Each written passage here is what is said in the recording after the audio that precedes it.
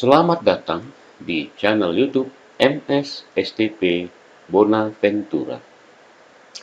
Video kali ini membahas tema yang urgen, yaitu tentang kecanduan. Tema ini dibahas dari sisi psikologis, maka video ini mengambil judul Kecanduan. Ada apa dengan otak? Kita mulai dari kecanduan. Apa sih kecanduan itu? Seorang ahli psikologi memberikan definisi sebagai berikut. Kecanduan adalah ketidakmampuan individu untuk berhenti mengonsumsi makanan, minuman, bahan kimia, obat-obatan, zat tertentu, ataupun suatu perilaku yang menyebabkan terjadinya gangguan psikologis dan fisik. Jadi, kecanduan itu bisa mencakup sifat konsumtif, yaitu mengkonsumsi makanan enak, minum obat anti sakit, obat penenang, rokok, alkohol, narkoba, dan sebagainya. Tetapi juga kecanduan itu bisa bersifat perilaku, seperti misalnya kecanduan terhadap judi, kecanduan terhadap seks atau perselingkuhan, kecanduan terhadap internet, gadget, game, kecanduan terhadap kekerasan, kriminal, dan sebagainya. Lalu apa hubungannya semua itu dengan otak? Secara sederhana, fungsi otak manusia dapat digambarkan sebagai berikut. Dikatakan sederhana karena sebenarnya otak manusia itu cukup rumit dan ada banyak gambar yang menggambarkan kerumitan itu. Tapi di sini saya memilih gambar yang sederhana saja. Otak manusia memiliki 3 fungsi. 1. Otak kognisi, fungsinya berpikir. Ini yang berwarna biru ini. Fungsinya adalah fungsi berpikir, analisis, membahas sesuatu, memikirkan sesuatu, untung dan rugi, bagaimana jalan keluar, dan sebagainya. Selain itu, otak kognisi ini juga menjadi komandan, pimpinan dari seluruh organ tubuh, termasuk otak yang lainnya, fungsi otak lainnya. Jadi dialah yang memerintah tubuh misalnya untuk belajar, untuk berjalan, untuk pergi kemana. Nah, itulah tugas dari otak kognisi. Yang kedua adalah otak emosi, otak emosional. Disebut juga emotional brain atau limbic system. Ini yang berwarna hijau ini. Yang di tengahnya ada coklat apa ini. Nah, ini sesuai namanya adalah otak yang mengontrol dan mengendalikan emosi individu. Mendengar kata emosi, barangkali ada yang langsung terpikir tentang perasaan, tentang sensasi, feeling, atau apapun tentang itu. Benar, itu memang salah satunya. Otak emosi tidak hanya mengurus soal feeling, soal rasa, soal mood, soal sensasi, tapi juga mencakup bidang fisikal. Fisik ini mencakup saraf-saraf di dalam tubuh dan peredaran darah di dalamnya. Maka ketika seseorang takut misalnya, saraf-sarafnya menjadi kaku. Darahnya terpusat pada tempat tertentu seperti tangan atau kaki. Selain fisikal, otak emosional juga mengatur terkait dengan fungsi motorik tubuh.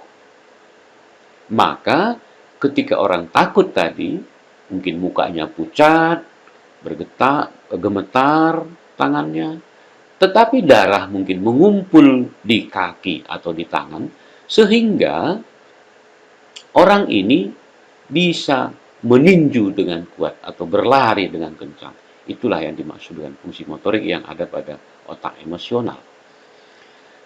Yang ketiga adalah otak insting, otak mamalia, disebut juga survival brain atau reptilian brain.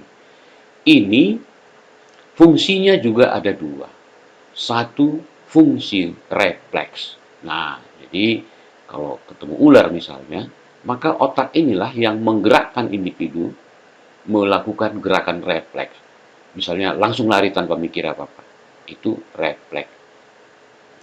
Dan selain itu, selain refleks, dia juga menjadi pendorong untuk munculnya nafsu, naluri, insting.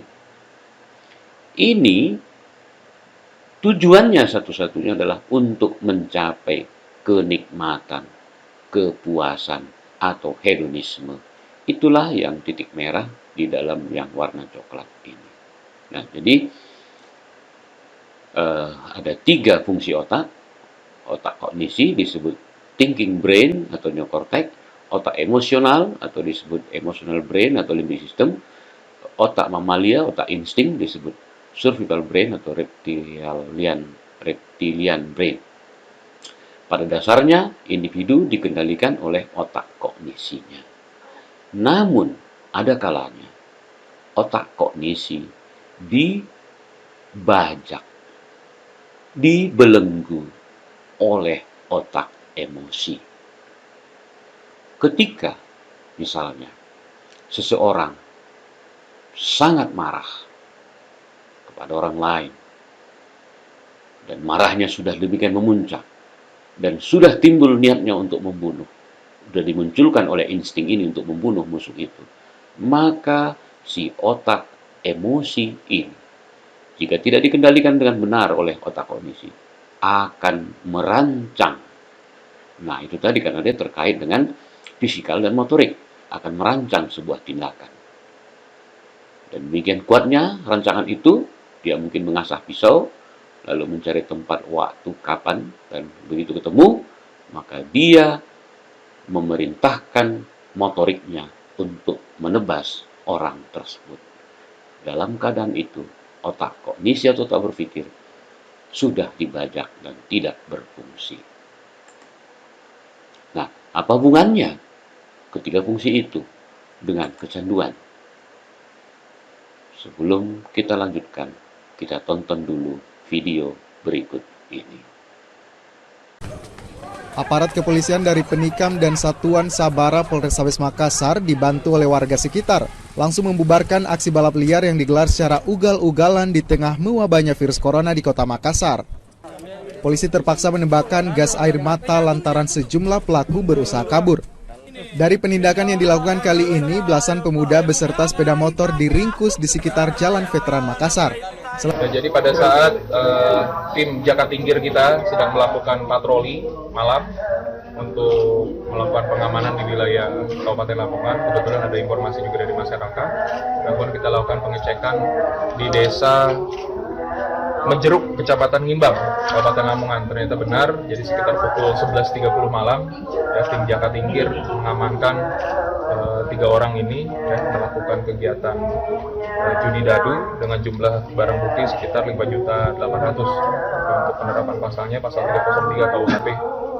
Aniaya istri hingga mengalami patah tangan, seorang supir angkot dibekuk tim Satreskrim Polresta Padang di sebuah tempat hiburan malam di kawasan Pondok, Kecamatan Padang Selatan. Tersangka juga merupakan pelaku curanmor yang sudah lama menjadi target operasi polisi. Aksi 2 residivis curanmor dari Demak akhirnya terhenti oleh Satreskrim Polres Grobogan. Mereka adalah Bayu Kristianto dan Muhammad Mutohar alias Jolodong. Kedua pelaku dibekuk usai mencuri 1 unit sepeda motor di Desa Kalimaro. Tersangka merupakan residivis kambuhan yang sudah 4 kali keluar masuk Bui. Lurah Kayu Ringin bersama 3 pilar membubarkan remaja yang sedang berkumpul pada saat melaksanakan kegiatan PSBB. Namun pada saat memutari kembali area tersebut, Lurah masih menemui remaja tersebut ditambah dengan meminum minuman keras dan melawan saat diberikan himbauan oleh Lurah. Karena perbuatannya tersebut, Lurah melaporkan kejadian tersebut ke Polsek Bekasi Selatan yang dipimpin oleh Kompol Imam. Anggota kepolisian bergegas menuju lokasi. Sesampai di lokasi, pihak kepolisian berhasil mengamankan 11 remaja yang masih berada di tempat yang telah dilaporkan. narkotika dan obat-obatan terlarang bagai bahaya laten yang sulit dihilangkan. Dari tahun ke tahun, korban-korban narkoba terus merangkak naik. Badan Narkotika Nasional atau BNN secara resmi merilis jumlah pengguna narkoba pada 2012 mencapai 2,5% dari jumlah penduduk Indonesia. Atau setara dengan 5,8 juta orang di Indonesia sudah menjadi pengguna narkoba. Bocah berusia 12 tahun asal Karawang ini memiliki berat 192 kg. Berat badannya itu tergolong dalam ukuran obesitas. Obesitas sendiri tuh merupakan kondisi kronis akibat penumpukan lemak yang sangat tinggi dalam tubuh. Biasanya, penderita tuh terlalu banyak asupan kalori, sehingga kalori nggak kebakar dan menumpuk dalam lemak. Tentunya, kondisi ini juga menambah resiko gangguan kesehatan kronis kayak jantung, diabetes, dan juga hipertensi. Nah, menurut pengakuan Arya, dia tuh dulunya terbiasa makan 12 bungkus mie instan setiap harinya. Itu belum nasinya ya. Belum lagi minuman instan yang dia minum sampai 20 saset per harinya. Video klip di atas menunjukkan bahwa sikap konsumtif, mengonsumsi makanan dan minuman tertentu, atau perilaku tertentu, main judi, selingkuh, berbuat jahat, kekerasan dan sebagainya, sangat memungkinkan individu untuk mengalami kecanduan yang mengakibatkan kerugian psikologis, gangguan psikologis, dan gangguan fisik. Tentu ada faktor yang menyebabkan seseorang menjadi kecanduan. Secara psikologis, faktor-faktor itu dikelompokkan dalam 3 hal. Ketiga-tiganya ini boleh secara sendiri-sendiri mempengaruhi orang supaya kecanduan, tapi boleh juga ketiga-tiganya ini bersama-sama untuk membuat orang kecanduan. Yang pertama adalah faktor genetika. Berarti ini individu memperoleh atau mewarisi sifat-sifat kecanduan tertentu dari orang tua. Yang kedua adalah adanya konflik batin yang tidak terselesaikan oleh individu. Hatinya galau, kacau. Dan yang ketiga, lingkungan sosial. Individu dipengaruhi oleh lingkungan sosialnya, komunitasnya, teman sebayanya, dan sebagainya. Maka, orang tersebut akan mengalami sebuah proses di dalam otaknya. Sebagai contoh, seorang siswa mendapat informasi bahwa tengah malam nanti ada pertandingan Barcelona melawan Real Madrid yang disiarkan secara live. Nah, maka ketiga fungsi otak ini akan memberi respon, tanggapan terhadap informasi tadi. Si insting akan berkata, yuk nonton, pasti seru.